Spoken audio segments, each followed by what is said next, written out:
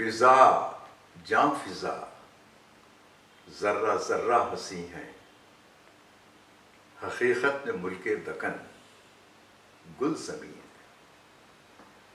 नफासत बरसती है दीवार और दर से, तेरे दामन में निकहते यास्मी है। बहुत शहर देखे हैं मैंने जहां में, बहुत शहर देखे हैं मैंने जहां में, मगर तेरा जादू कहीं भी नहीं है। अगर महर व उल्फत की जन्नत कहीं है, अगर महर व उल्फत की जन्नत कहीं है, तो बेशक यही है, यही है, यही है। हैदराबाद के बहनों और भाइयों को मेरा सलाम और नमस्कार। Foundation of art, culture and education यानी फेस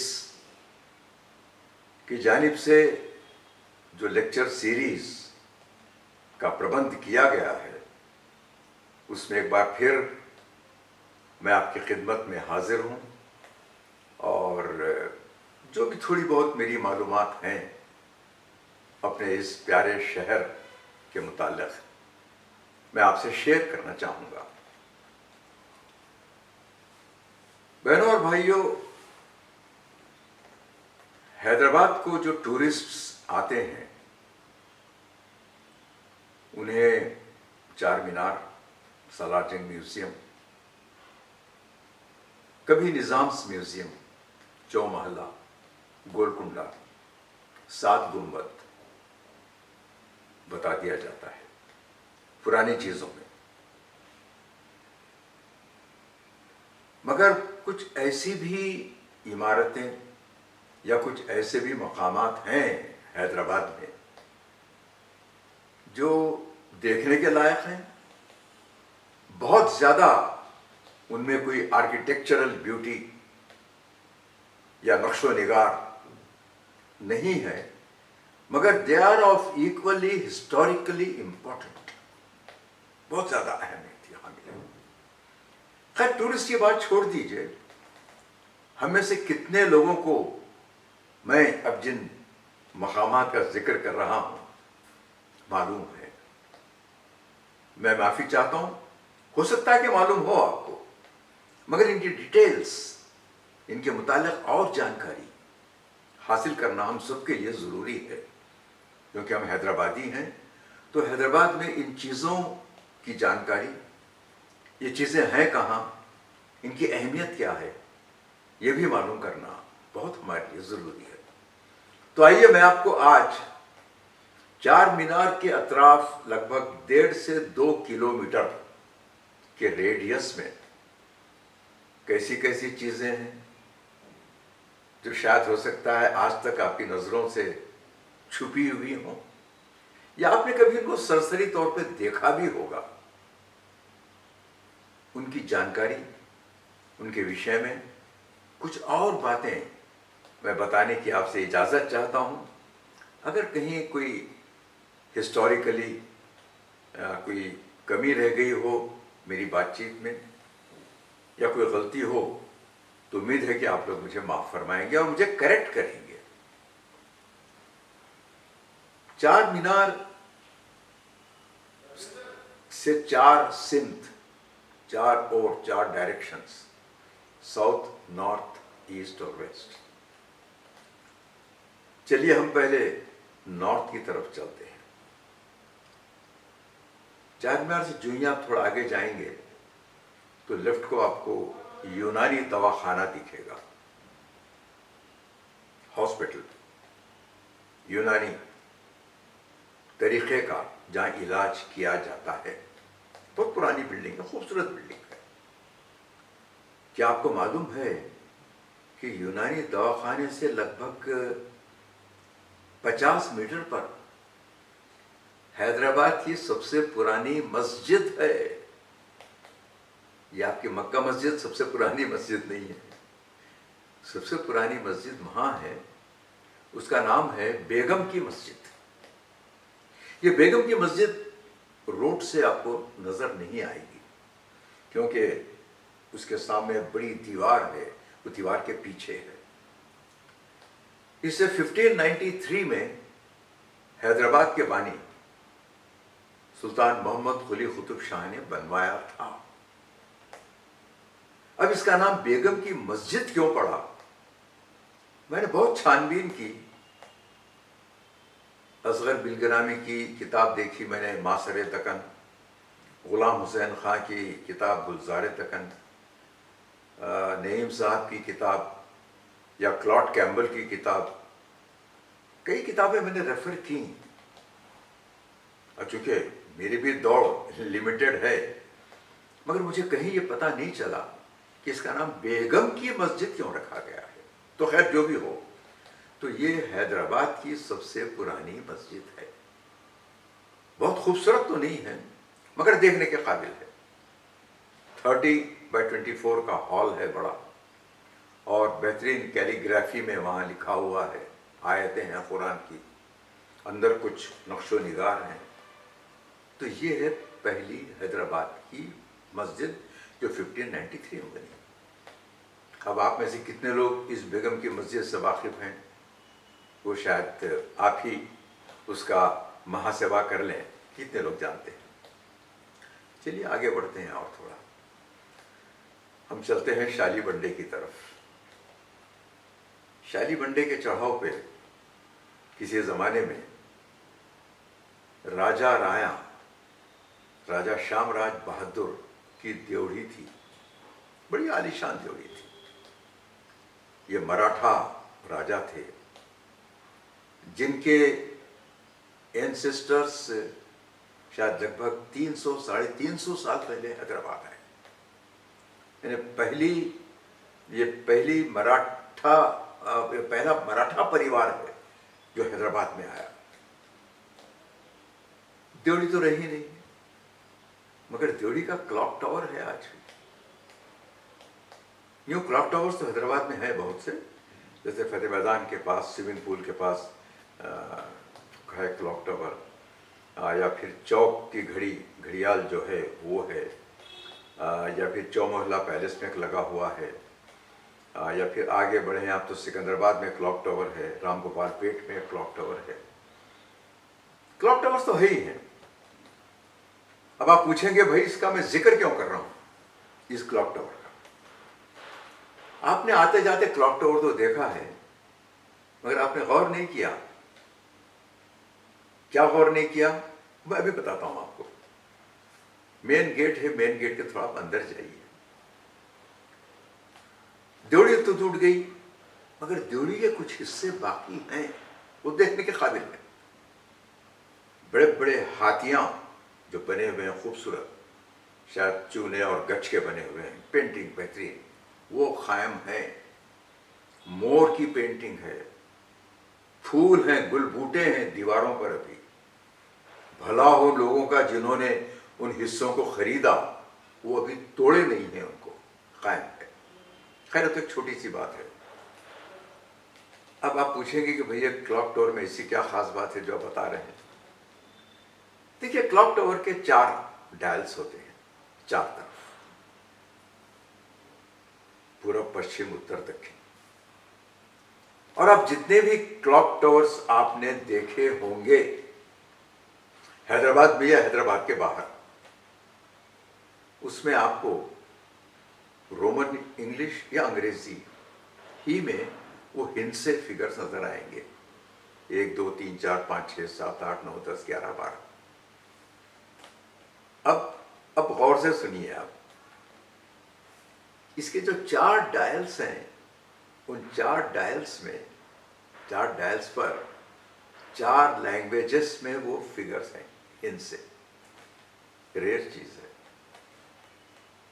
एक तरफ इंग्लिश में है, दूसरी तरफ रोमन इंग्लिश में है, जैसे आप लिखते हैं V5, एक और लकीर लगा दी है 6, X 10, X के पहले एक लकीर लगाई है 9। तो ये हैं 1 से 12 तक इंग्लिश, रोमन इंग्लिश। अब 2 जो डायल्स हैं, एक तरफ हिंदी में है और एक तरफ उर्दू में है। ये खास बात है। शायद मेरी जहाँ तक मालूमात है, हिंदुस्तान में ऐसा कोई क्लॉक टावर नहीं है जिसमें चारों डायल्स पर 4 भाषाओं में ये अंक अंकित है, ये फिगर्स लिखे हुए हैं। ये बड़ी ख़ास बात है इस क्लॉक टावर की। अभी शायद हाल ही में उसको कुछ रिनोवेट किया गया है। आप लोग जो उधर पुराने शहर में रहते हैं कई बार गुजरे हैं उसके सामने से, कई बार क्लॉक टावर को भी देखा है, मगर अब की बार आप रुकिए और जाके चारों तरफ फिरकर इन डायल्स को देखिए, तो आपको मालूम होगा कि इन डायल्स की क्या खास बात है। चलिए और आगे बढ़ते हैं। थोड़ी दूर पर जहाँ लाल दरवाज़ा मोड़ है, जहाँ से आप अंदर लाल दरवाजे को जाते हैं और सीधे आप जाएंगे बेला और हरी बावली को, थोड़ी दूर पर एक गली में एक मंदिर है। उस मंदिर का नाम है दीनानाथ टेम्पल। यह लगभग 200 सवा 200 साल पुराना है। इसे किसी पंडित दीनानाथ ने कायम किया था। मैं फिर एक बार कह दूं, मैं जो चीजें बतला रहा हूं ऐसी कोई गैर मामूली नहीं है कि जिनको एक टूरिस्ट को ले आके बताना चाहिए कि साहब ये भी देखिए आकर। मगर अगर टूरिस्ट इंटरेस्टेड है हेरिटेज में, पुराने मॉन्यूमेंट्स में, पुराने टेम्पल्स में, दरगाहों में, तो ये चीजें उसे जरूर देखनी चाहिए। ये टेम्पल लगभग 2.5-3 एकड़ पर फैला हुआ था, मगर अब मुश्किल से 800-1000 गज पे रह गया है, बहुत छोटा। अब मंदिर की खास बात क्या है? यह मंदिर किसी खास डीएटी को समर्पित नहीं है। जैसे गणेश मंदिर होते हैं, शिव मंदिर होते हैं, हनुमान जी का होता है, माता का होता है, ऐसा नहीं है। यहाँ एक लाइन से मूर्तियां रखी हुई हैं पूरी मार्बल की। शिव जी हैं, पार्वती हैं, गणेश हैं, राम जी हैं, सीता जी हैं, लक्ष्मण हैं, कृष्ण हैं, हनुमान जी हैं, पूरी मूर्तियां एक लाइन से रखी, जो शायद आपको बहुत कम मंदिरों में एक जगह पे दिखेगी। अब खास बात क्या है इस मंदिर की? इस मंदिर पे जो पानी चढ़ाया जाता है, जो अर्पण किया जाता है, वो एक नाली से होता हुआ जमीन में गिरता है। और ये जो पूजा है वो अब से नहीं, लगभग 250-200 साल से रोज ये पूजा की जाती है। तो वो जो पानी वहां गिरता है, वो पानी जमीन में एब्जॉर्ब हो जाता है, मगर एब्जॉर्ब होने के बाद वो पानी कहां जाता है वो आज तक किसी को पता नहीं है। मुझे वहां के पंडित जी ने बताया कि शायद किसी जियोलॉजिस्ट, एक इंजीनियर और शायद कोई साधु बाबा थे, उनको लाया गया और उनसे वही पूछा गया कि ये पानी का कुछ पता नहीं चलता है। तो उन्होंने कहा कि ये जैसा है वैसे ही रहने दें, इसे आप इसे छेड़िए मत आप, और ना मालूम करने की कोशिश कीजिए कि वो पानी एब्जॉर्ब, क्योंकि पानी रोज गिरता है ना, तो कुछ पानी जमा होना चाहिए। और उस जगह से जो मकानात हैं या जो दीवारें हैं, वो दीवारों में भी कोई मॉइस्चर नहीं है। ये बड़ी खास बात है। तो पानी कहाँ जाता है नीचे, ये आज तक कोई पता नहीं चला। तो ये एक स्पेशल चीज था। अब मैं मंदिर देखने के बाद ऊपर चढ़कर गया। ऊपर बड़ा एरिया है, खुला हुआ एरिया है।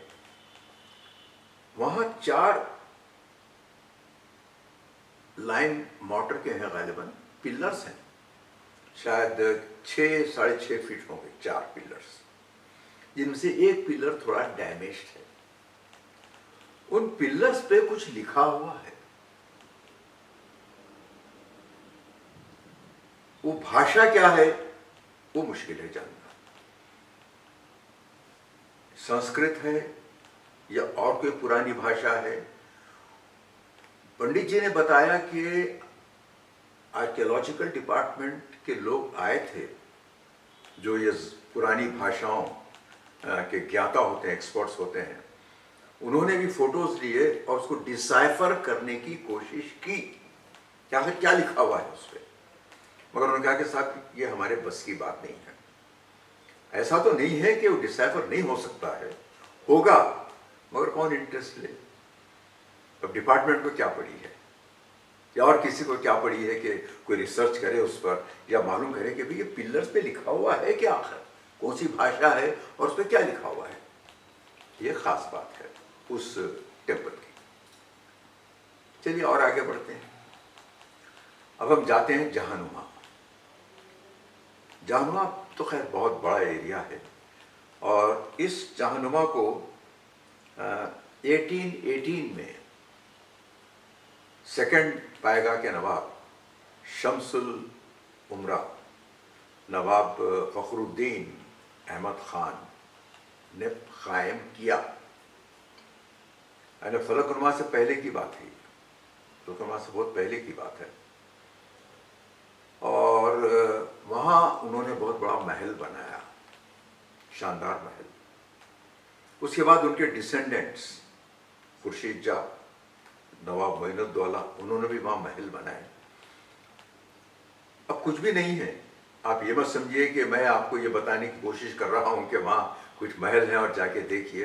महल वहल कुछ नहीं है, सब खत्म हो गए, पूरी कॉलोनीज आ गई हैं।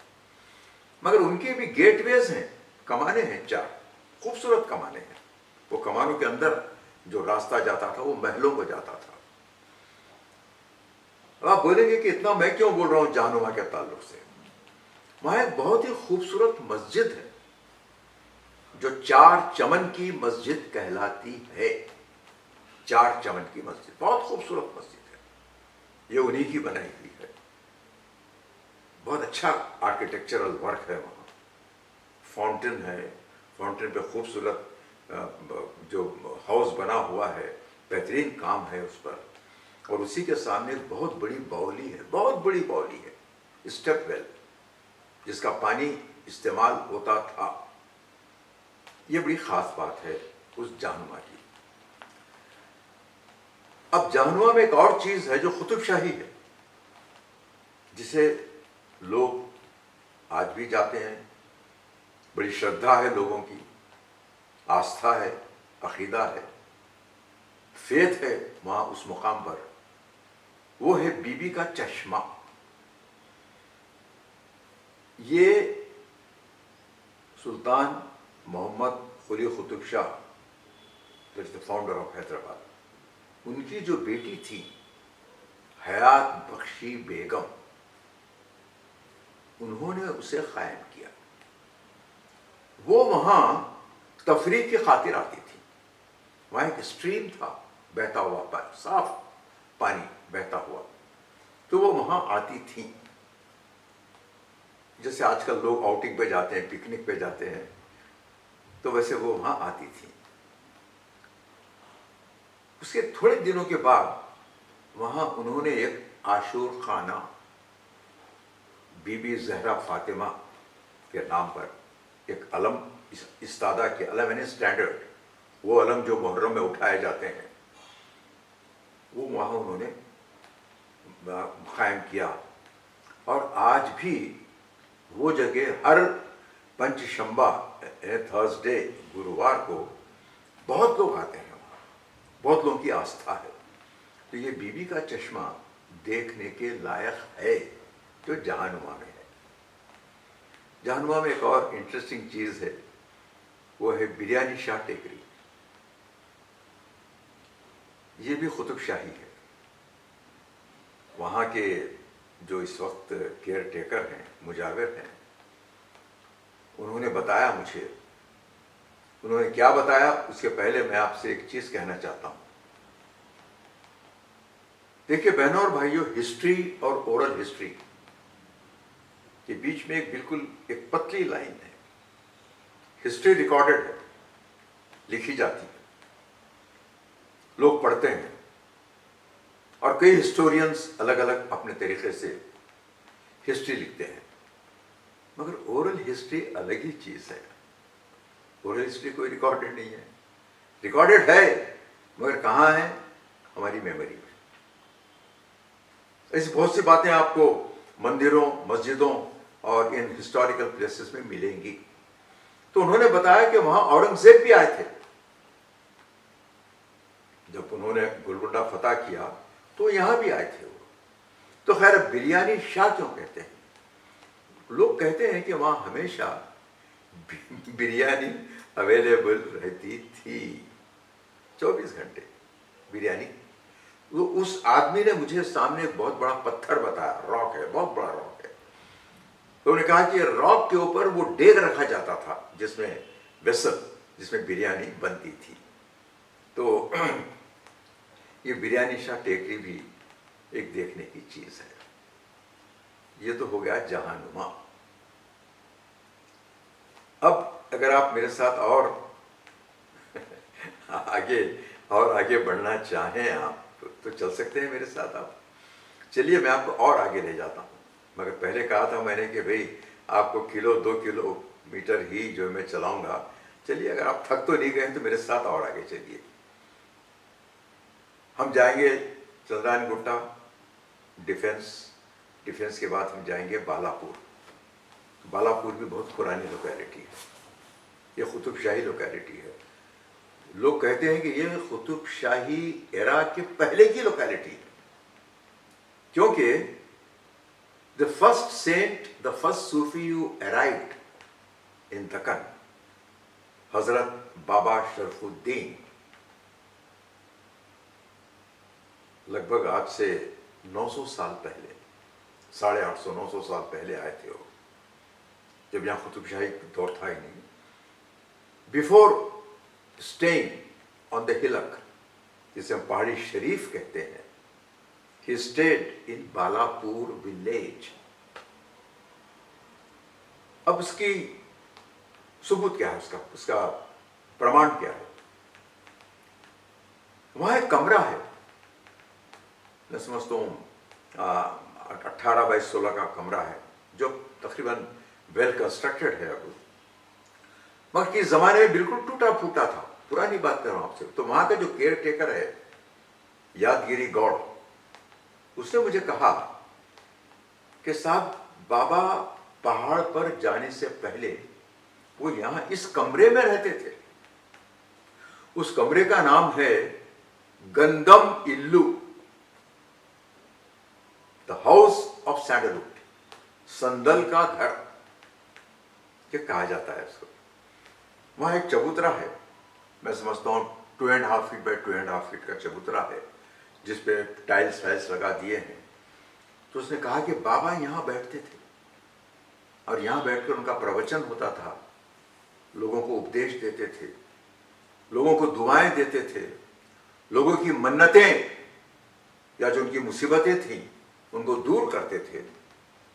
He was a great reformer, not only a preacher, but a great reformer, a great human being. तो वो वहां बैठते थे। तो आज भी वहां लोग खजूर वगैरह वगैरह चढ़ाते हैं। तो वो एक जगह, यूं मैं जैसे कह रहा हूं आपसे, ऐसी कोई देखने की जगह नहीं है, मगर ये क्यों जगह है। जो लोग पहाड़ी शरीफ जाते हैं उनको वहां भी जाना चाहिए।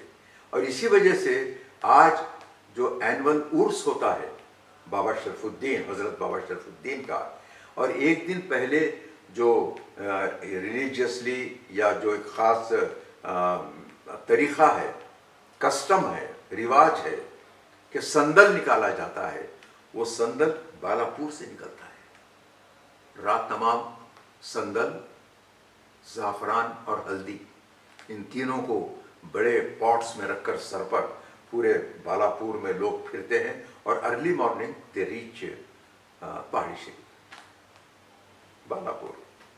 चलिए और थोड़ा आगे बढ़ते हैं। बालापुर के आगे है बड़ंगपेट। बड़ंगपेट तो खैर it was a fortified township. जैसे मैंने दरवाजे और खिड़कियों में कहा कि अगर आपको आज भी हिसार देखना है या दीवार देखनी है आपको, तो आप बड़ंगपेट जाइए, वहाँ आपको दीवार दिखेगी। इन दोनों के बीच में एक पहाड़ी है, वो पहाड़ी का नाम है देवताला गुट्टा। अब क्या खास बात क्या है? खैर बड़ी मुश्किल से आपको ऊपर जाना पड़ता है। ऊपर जाएंगे आप तो रॉक्स ने पूरे हर तरफ, आगे पीछे ऊपर नीचे, एक पतले रास्ते से आप जब अंदर जाएंगे तो एक बड़े हॉल के वैसा एरिया है, ऊपर भी पत्थर है, रॉक्स है पूरे, और वेंटिलेशन कैसा है, दो रॉक्स के बीच में थोड़ी जगह खुली है, आगे पीछे सब बंद है। तो वहां हनुमान जी की मूर्ति है, लगभग 3 फीट ऊंची, खूबसूरत मूर्ति है। तो कहा यह जाता है कि उस मूर्ति को छत्रपति महाराज शिवाजी ने स्थापित किया, क्योंकि वो तानाशाह के मेहमान बनकर गोलकुंडा आए थे। ये लेट 1670s की बात है।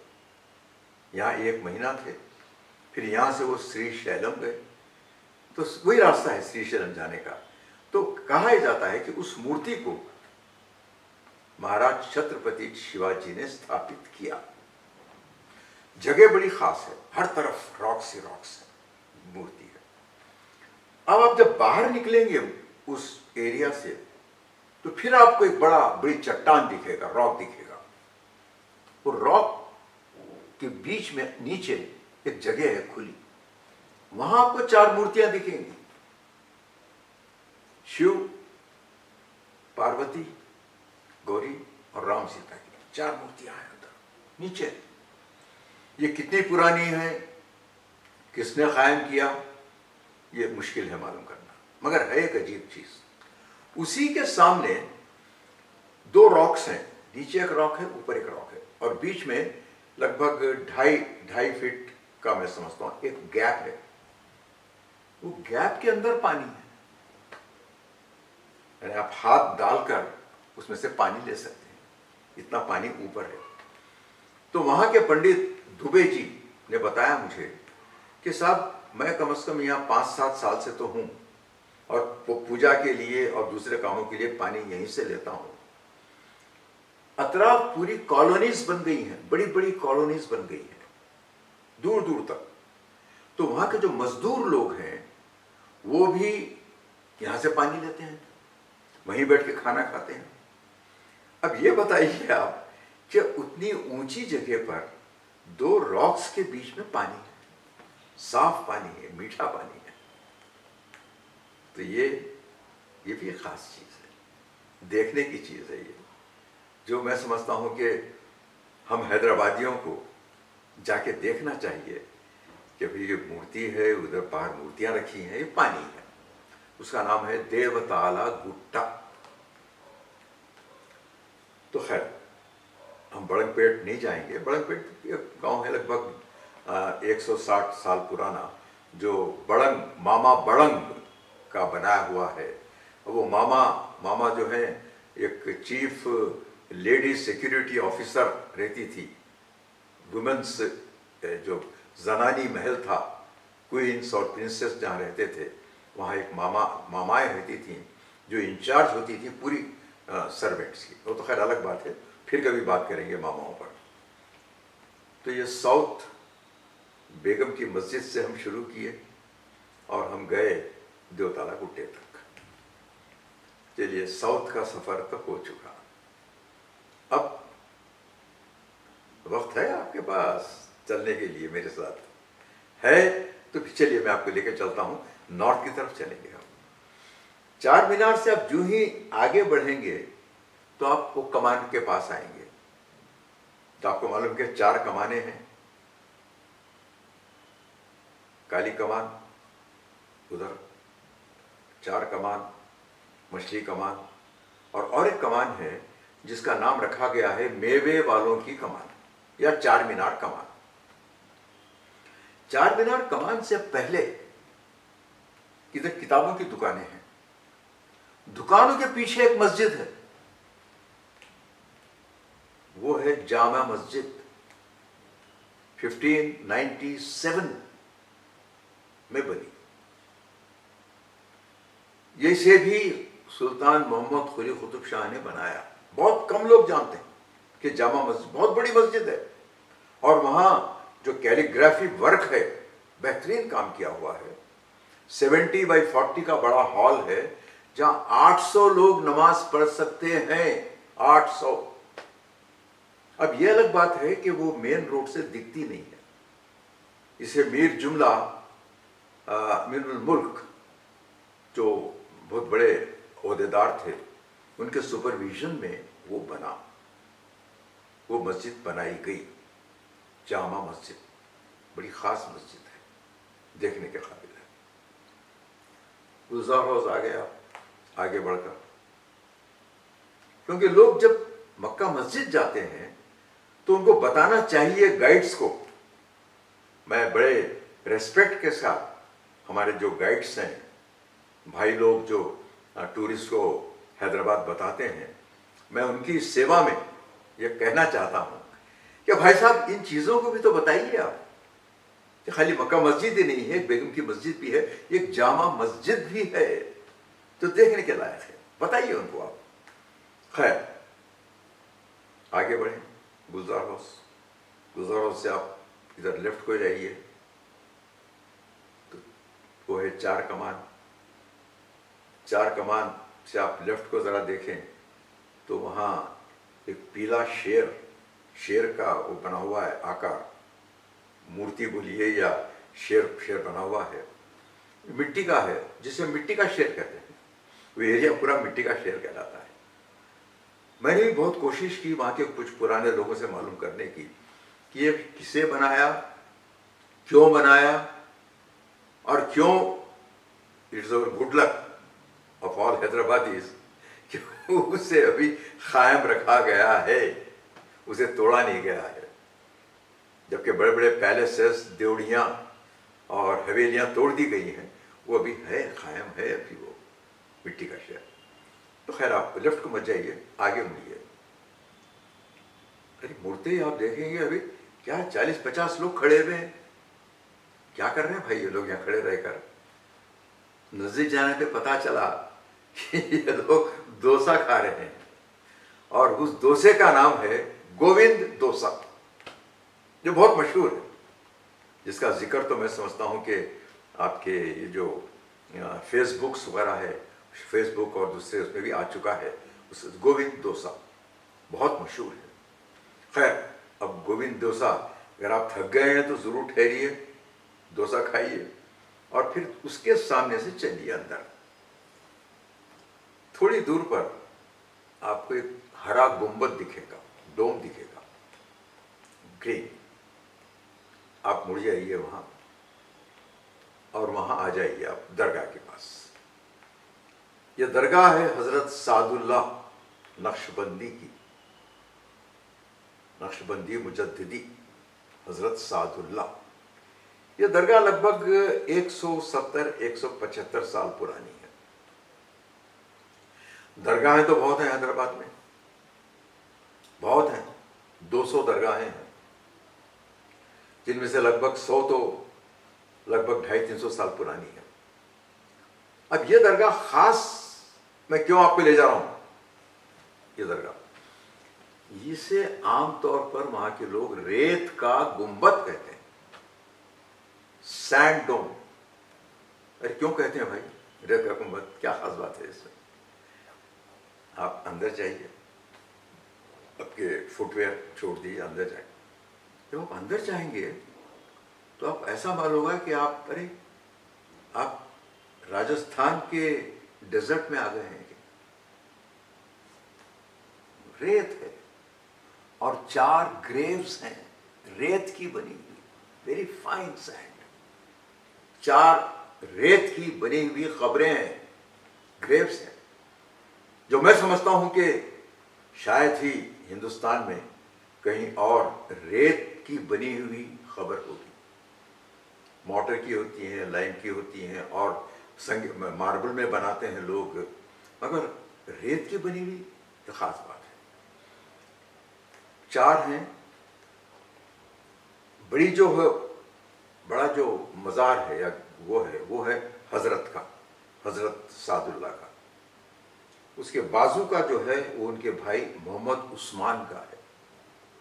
उसके बाजू का है वो उस्मान साहब की बीवी का, और इस तरफ जो है आखिरी वो उनके जानशीन, उनके भतीजा का, आरिफुद्दीन का है। इधर का 4 है। बड़ी ख़ास बात है। ऊपर बेहतरीन नक्शो निगार है, अच्छा वर्क है किया हुआ। अब ख़ास बात यह है कि देखिए, ये हैदराबादियों की खासियत है, और ख़ास तौर पर एक फ़िरक़े की। मैं कोई यहाँ हिंदू या मुस्लिम की बात नहीं कर रहा हूँ, मगर मैंने जो देखा वो आपको बता रहा हूँ। वहाँ हिंदू औरतें ज़्यादा आती हैं, अगरबत्ती फूल वो चढ़ाती हैं आकर वहाँ। बुरखे में भी लोग हैं, हिंदू औरतें ज़्यादा हैं।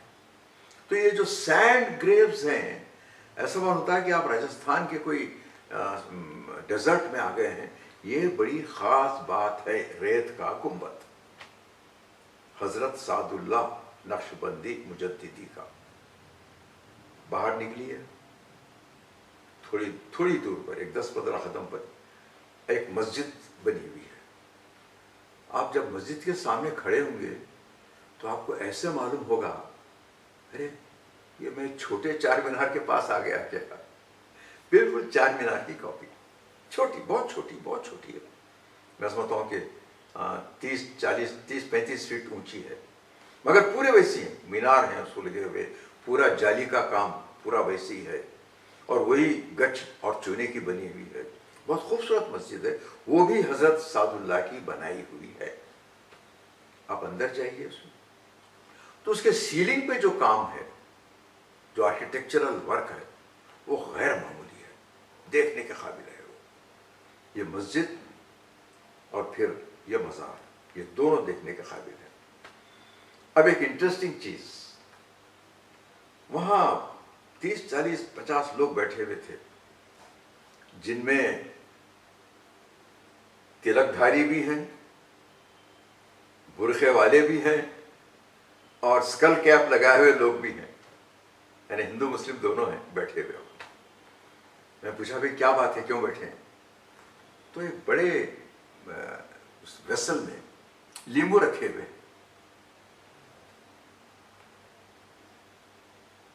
तो आप एक लींबू उठाना, अपना नाम रजिस्टर कर देना।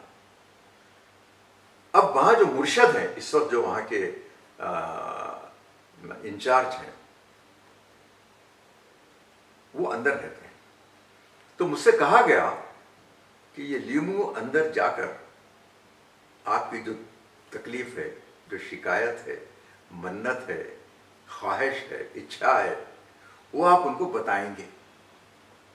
तो वो क्या करते हैं, वो लीमू का मैं जान नहीं सका, कोशिश की मैंने जानने की, क्योंकि ये एक ख़ास इल्म है जिसे इस्तिखारा कहते हैं। इस्तिखारा, कुरान को खोला जाता है गालिबन, और कोई एक आयत जो निकलती है, उसकी माने, उसके जो मीनिंग होते हैं, वो मतलब उस मीनिंग से शायद समझाया जाता है जो आदमी जो अपना दुख दर्द या तकलीफ़ बयान कर रहा है, और कहते हैं कि उसकी मुरादें, उसकी मन्नतें या उसकी तकलीफ़ पूरी होती है, दूर होती है। इस्तिखारा, ये भी ख़ास बात है उस जगह की। रेत की गुंबद, हज़रत सादुल्ला नक्शबंदी का आखिरी मुकाम, जहाँ वो हैं इस वक्त, तशरीफ़ रखते हैं। बाहर निकले आप, मेन रोड पे आए, सीधे चलिए तो आप जाएंगे हज़रत शेख जी हाली अबुल उलाई की दरगाह। ये भी लगभग 200 साल पुरानी दरगाह है, और हज़रत शेख जी हाली की ये क़ायम करदा है। वो वहाँ पेवंद खाक हैं, वो वहाँ इस वक्त आराम फरमा रहे हैं। उनका ख़बर वहीं है, मज़ार वहीं है उनका। ख़ास बात क्या है, पूरी दरगाह जो है मार्बल की बनी हुई है, पूरा वर्क मार्बल का है। खबर तो मार्बल की है ही है, उसकी जो चौखंडी है, यानी जो चार तरफ जो दीवारें होती हैं जिसपे बेहतरीन जाली का काम है, वो मार्बल का है। उसके बाद जो चबूतरा है, चबूतरे के अतराफ जो दीवार जिसे पैरापेट वॉल कहते हैं वो बनी हुई है, वो भी मार्बल की है। यानी पूरी दरगाह मार्बल की है। मैं समझता हूं कि शायद ही हिंदुस्तान में ऐसी कुछ कम दरगाहें होंगी जो मार्बल की बनी हुई है। बादशाहों की हो सकती हैं, मलिका की हो सकती है, मगर सूफियों की, औलिया की दरगाहें जो नॉर्मली दूसरे कोई स्ट्रक्चर से बनाते हैं, ये शेख जी हाली की दरगाह बड़ी खास है। अब इस दरगाह की एक दो खास बातें वहां के लोगों ने मुझे बताया, वहां इस वक्त जो मुतवल्ली हैं उन्होंने बताया, और भी लोगों ने बताया कि आज भी इस दरगाह में जो लीगल डिस्प्यूट्स होते हैं वो यहां कॉम्प्रोमाइज किए जाते हैं। मान लीजिए कोई मुकदमा है, कोई केस है जो बरसों से चल रहा है और हल नहीं हो रहा है, तो यह सुना गया है कि लोग वहां आते हैं, आपस में बैठकर तस्फिया कर लेते हैं।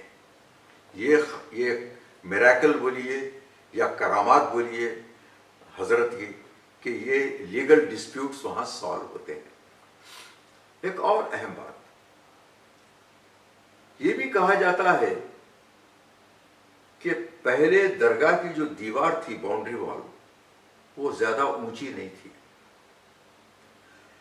तो उस जमाने में जो कोर्ट को किसी मुल्जिम को ले जाया जाता था, मुजरिम या मुल्जिम केस की हियरिंग के लिए कोर्ट को ले जाया जाता था, तो यहां से जाता था।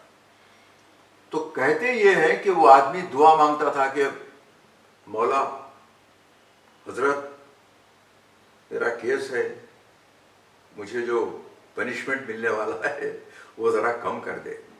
तो ये भी कहा गया कि जिन लोगों को फांसी की सजा होनी थी उनको उम्र कैद की सजा हुई, जिनको ज्यादा लंबे ड्यूरेशन की सजा होनी थी वो कम ड्यूरेशन की हुई।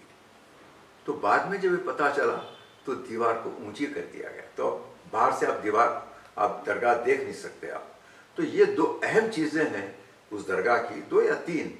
एक तो मार्बल की बनी हुई है, दूसरे आज भी लीगल डिस्प्यूट्स वहां सॉल्व किए जाते हैं, और किसी जमाने में जब वहां से कोई क्रिमिनल को ले जाया जाता था वो दुआ मांगता था कि भाई मेरा कुछ जो सजा मिलनी है, जो पनिशमेंट मिलना है वो कम कर दे, वो कम हो जाता था। बहुत खूबसूरत दरगाह है। सामने समा खाना है जहाँ खव्वालियों का प्रोग्राम होता है। समा खाना दरगाह की वो जगह है जहाँ खव्वाली होती है, उर्स के बाद, एनुअल उर्स के बाद खव्वाली होती है।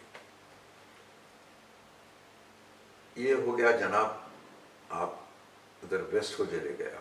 वेस्ट में दो तीन चीजें हैं जो देखो, आगे भी मामा जमीला की देवड़ी है, देवड़ी थी, अब है नहीं देवड़ी वहां।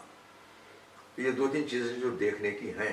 मैं फिर एक बार कह रहा हूं, with all respect to all the guides of Hyderabad, तो लोगों को बताते हैं चार मीनार के अतराफ, वो यहाँ भी उनको लेके जाए, वो देख के खुश होंगे।